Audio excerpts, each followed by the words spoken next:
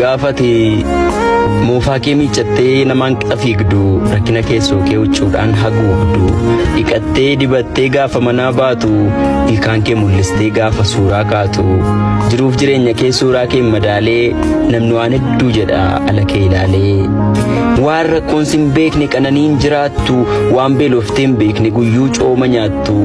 siif guutee irraa hafee waan ormaafuu geessu feetu miliyoona gaafis biliyoona guyyuu waan ol keessu